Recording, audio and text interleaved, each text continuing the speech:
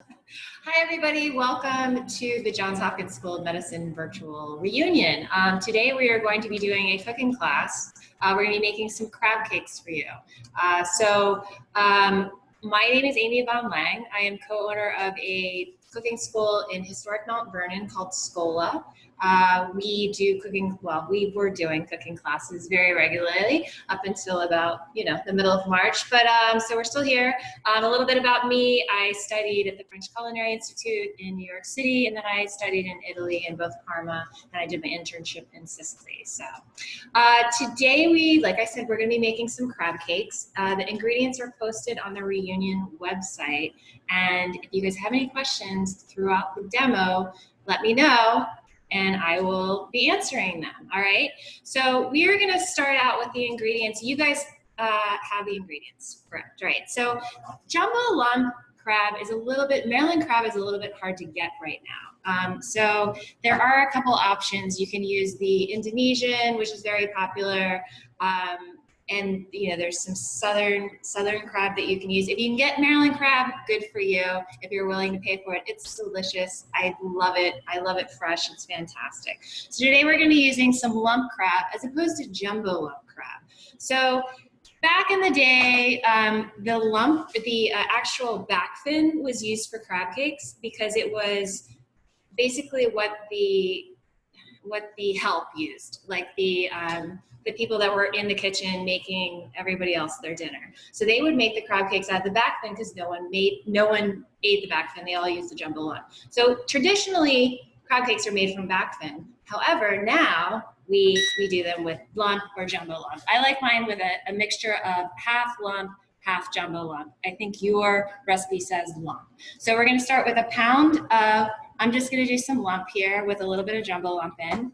We're going to put a couple of teaspoons of mustard. If you have mustard powder, you can use mustard powder. If you don't have that, you can use yellow mustard. You can use Dijon. It really doesn't make that much of a difference.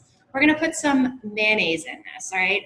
You can make your own aioli. I like to make a nice Old Bay aioli every once in a while. It's just eggs, oil, some Old Bay, and a little bit of garlic. It's fantastic. So we're going to put that mayonnaise in here. All right. I have an egg, which I'm going to whisk real quick. We're going to do one egg. Not a one-hander, so I use both hands for my eggs. I'm going to beat this really quickly. All right. An egg. In there. All right. And then I've got some Old Bay here. So whatever you really like to do, you can use Old Bay, you can use JHU. You don't even have to use it. You don't have to use it at all. But I like the extra spice in the Old Bay. I like the salt content. There's some nice celery seed flavor in there. So we're going to put some Old Bay in there. All right. I thought I had Worcestershire. Usually I'll put like a little bit of Worcestershire, a little bit of Tabasco in there as well. I don't know where I put it. So we're just gonna do this as is. And then last but not least, I like a little bit of fresh lemon juice in mine. So I'm going to squeeze some fresh lemon juice here. This is just easy to get the seeds out. I'm gonna put a little bit of lemon in here. All right. So I'm going to start mixing this. What we also usually do in crab cakes is we use a little bit of breading. I don't like overly breaded crab cakes. A lot of people put panko in them, which is totally fine. I like getting a really nice fine grind on some saltine crackers. This is about 6 to 8 saltine crackers per pound, all right, depending on how you like your crab cakes. So what I did, if you don't have a food processor, all you have to do, we put the saltines in the bag, all right, and then we just, a little loud, so not, but anyway, I've already done this ahead of time. So what we're gonna do is now I'm gonna add the saltines to the mixture.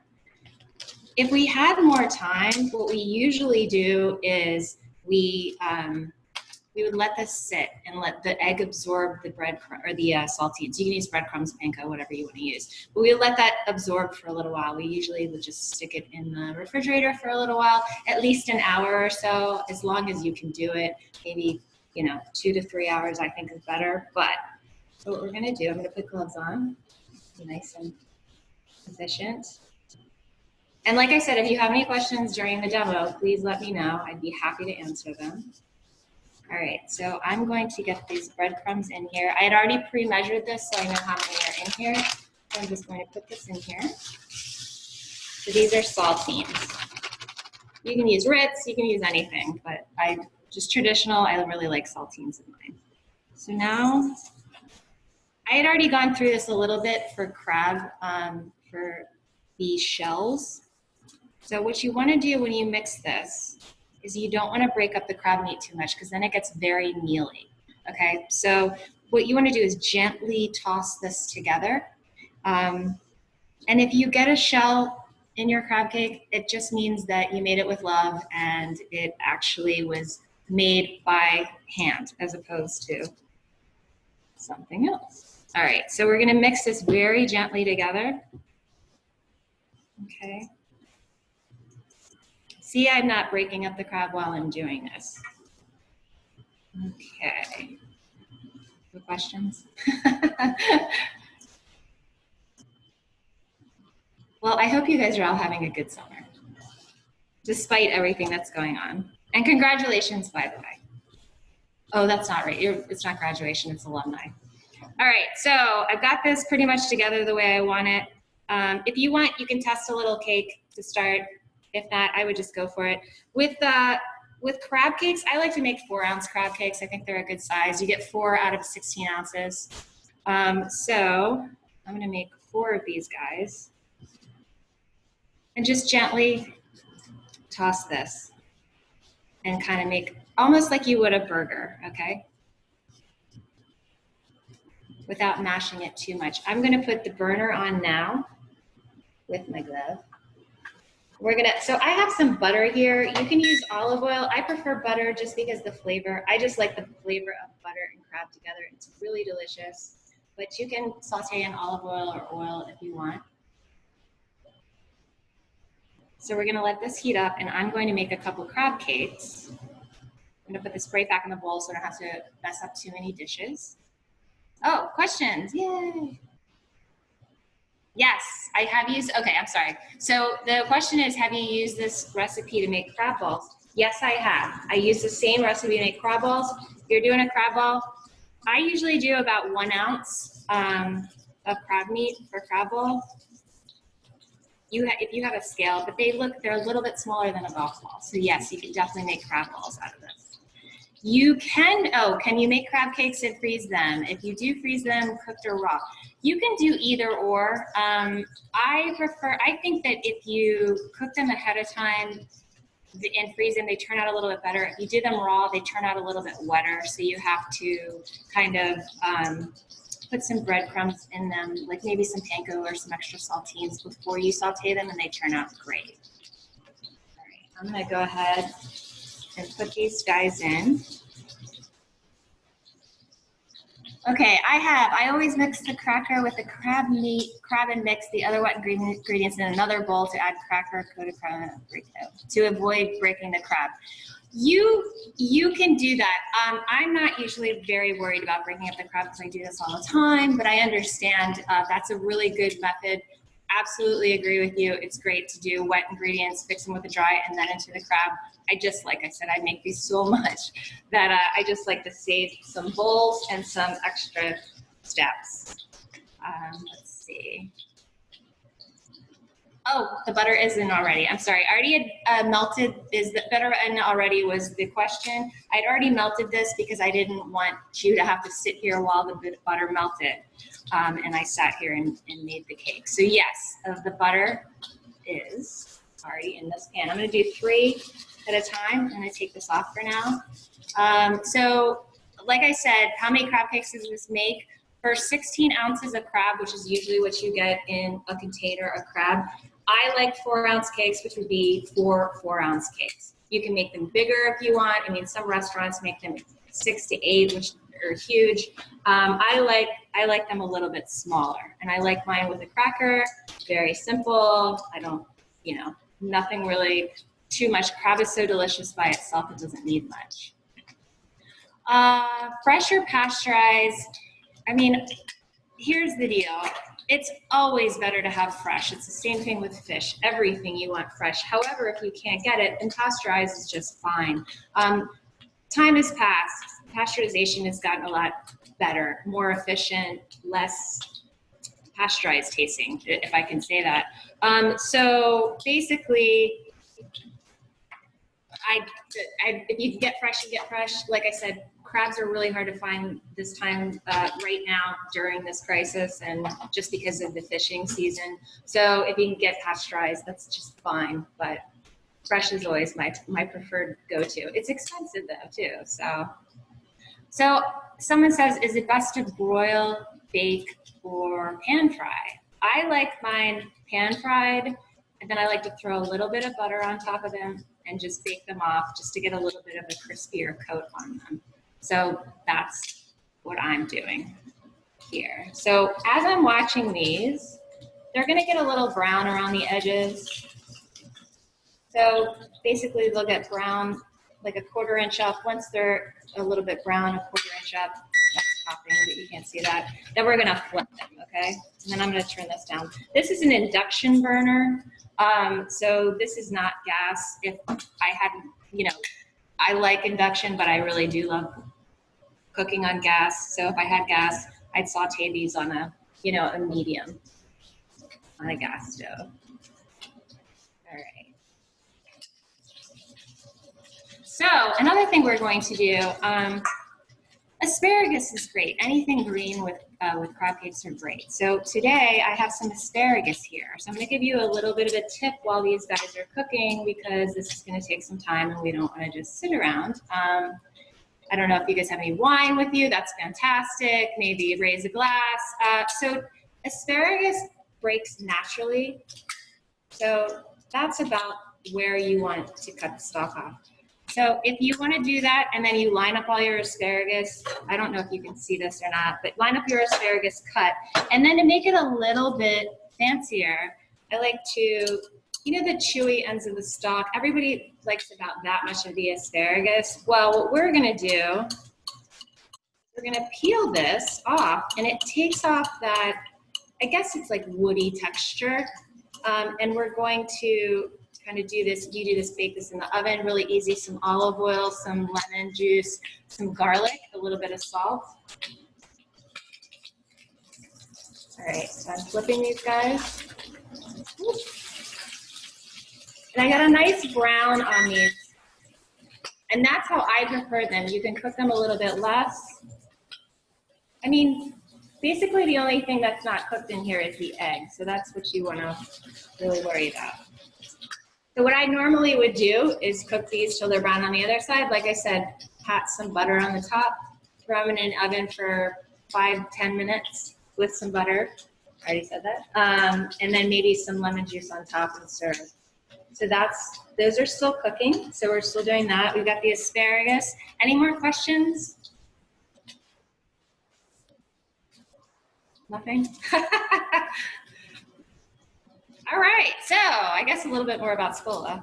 So we used to do about 7 to 10 classes a week, and we do all kinds of cooking here. We do a Chesapeake class, which we do some crab cakes in. We do some oysters. We show you how to chef oysters, which I think is a very important skill to know if you love oysters.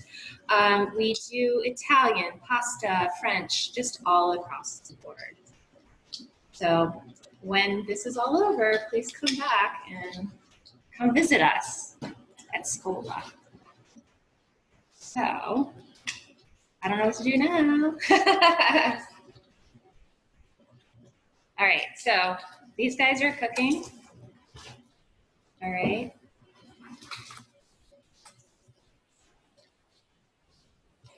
Since we're doing a virtual demo, I am not going to use the oven for this. We're just going to put them right on the plate when we're finished.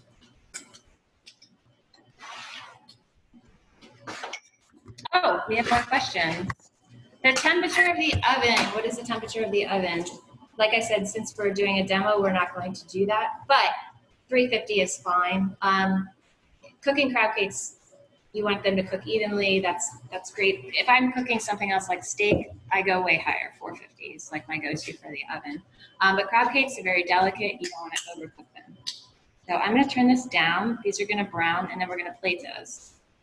About how long for the pan fry and oven bake? Probably about your desired crispiness, probably about 4 minutes per side or so for pan fry, so 8 to 10 minutes. And then oven bake, like I said, 5 to 10 minutes with a little bit of butter on top. If you're doing them straight into the oven without frying them first, I would say probably about 20 minutes. Like I said, the only thing that really needs to cook in there is the egg. So you just want them to be nice and golden brown. So it's really dependent on your oven. Oven temperatures kind of are all over the place. I've cooked in people's houses and it says 350 and they cook at 450 or the opposite. So it just depends on your oven, but 350 is probably fine for those until they're golden. Dipping sauces. Well, it depends on you, and the dipping sauces really are not that hard to make. Some people like cocktail. Cocktail is so easy. Cocktail sauce, a little bit of Worcestershire, a little bit of lemon juice, a little bit of Old Bay, ketchup, and some horseradish, and just mix that right up. That's my go-to for cocktail sauce. Some people just do ketchup and horseradish. I like a little bit of spice, a little bit of tang to mine. So let's see. Oh, another tartar. A fun way to do tartar is with capers and cornichons and mayo. You just mix that together.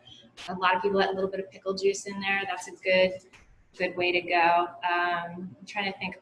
I'll do a mustard seed vin blanc with the crab cakes, which is very easy. I'm sure if you want the recipes after this, I would be happy to send them to you guys, no problem.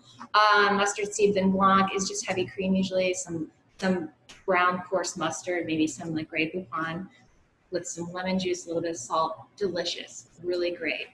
Let's see, Old Bay is a Baltimore staple, but can be high in sodium. Do you have alternative recommendations? I don't think you need Old Bay in crab cakes, to tell you the truth. Okay, so I'm gonna pull these guys out. These are looking beautiful and golden. I don't think you really need Old Bay. The flavor and the sweetness of the crab is so delicious that you don't really need it. If you wanna use a little bit of salt, maybe some paprika, that's about it. And you can cut that to whatever your preferences or your health needs are. Can you briefly review the contents? Oh, sure. Someone asked if I could review the contents of the crab cakes because people were a little late, which is fine. The crab cakes that I made today, we had a pound of crab meat blanc, preferably Maryland if you can get it. 2 teaspoons of yellow mustard or ground mustard if you have. I put about a couple teaspoons of Old Bay in there, 2 tablespoons of mayonnaise, a dash of lemon juice, a little bit of Worcestershire, and usually I like a little bit of a dash of Tabasco in everything I cook almost, so that's what I would do. So those are the ingredients. If you're making crab cakes yes, I would. If you're making crab cakes for a company, do you do them ahead and reheat? What I would do is I would par cook them and then reheat them because you don't want them to dry out. If you go ahead and cook them all the way, and that's true for almost everything that you do in cooking, and if you're planning ahead, you can par cook things. So like searing meat or searing the crab cakes or getting a nice crisp on them, then you can go ahead and put them to the side, let them rest, and then cook them all the way in less than 10 minutes once you're ready to serve company. And that's a good way to actually have company and to have parties. And it's really easy to just prep everything to the point where all it has to be done is pop it in the oven for 10 minutes. I do that all the time when I entertain. Let's see. Oh, besides crab cakes, what do I enjoy cooking the most? Meat. I love meat. I'm a carnivore. I love it. I love lamb. I love grilling. Grilling is my favorite thing to do. We get a lot of prime ribs here, so we'll do like ribeye steaks a lot on the grill. I love grilled vegetables, asparagus, eggplant, fantastic, and it doesn't need much flavor. Honestly, a good piece of meat, salt, pepper, some olive oil on the vegetables, olive oil, salt, and pepper on the vegetables as well. Really great. Let's see, how are you going to cook the asparagus?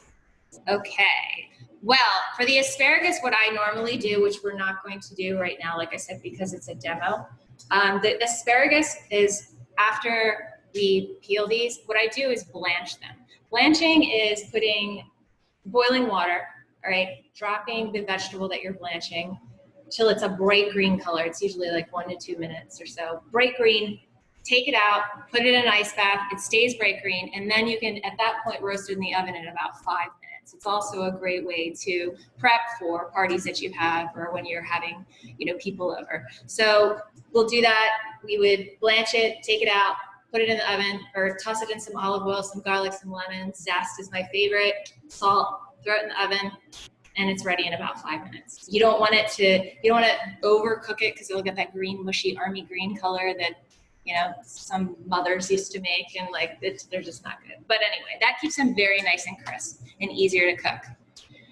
How do I do soft shell crabs? I love soft shell crabs. I like very, very few spices in them. Like maybe, it doesn't have to be Old Bay, but I like flour and maybe a little bit of Old Bay. If you don't do Old Bay, maybe some celery salt, a little bit of paprika, but that's it. Very, very simple. But flour, a little bit of Old Bay, pan saute them in butter, and they're delicious. I don't like a lot of breading on them. I think it overtakes the flavor of the crab.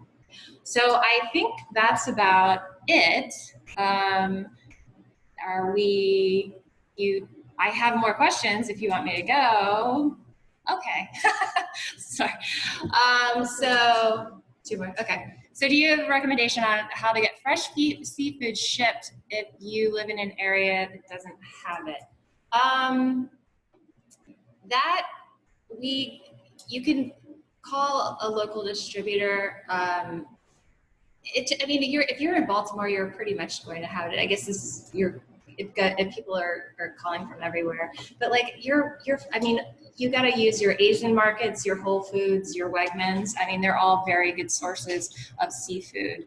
What's the best place to buy crab meat in Baltimore? I don't know if I'm allowed to do this, but there's a couple places I like to get my crab. I like Conrads Seafood Market. They've got really great rockfish, really great crab meat.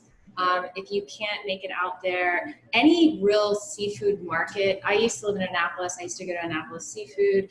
If you have a seafood market around you, that's great. If you don't have access to it, things are becoming so mainstream now that it's easier to get ingredients in grocery stores. But James Island is awesome. If you can get anything Crisfield, if you can get anything from Maryland, it's great. But I think that your local seafood places are great. And even if you go to like a Gibby's, they'll have, Gibby's has great crab meat. Growls, I know, has crab meat all the time, great Maryland crab meat. It's a little bit expensive, but it's a great place. So utilize all of your local stores if you can, because that's what we're all about here. But I think we're wrapping up now. I just want to say happy alumni weekend, and I hope you guys had a good time. Please visit us. Our website's www.scolacooks.com. If you need anything, if you have any questions, please email me. It's Amy, AMY, @scolacooks.com. I'd be happy to take any of your questions after this, no problem whatsoever. So thank you guys for tuning in, and thanks for all the questions. I had a really good time. And I know someone that's going to have a really good dinner tonight, so that's good.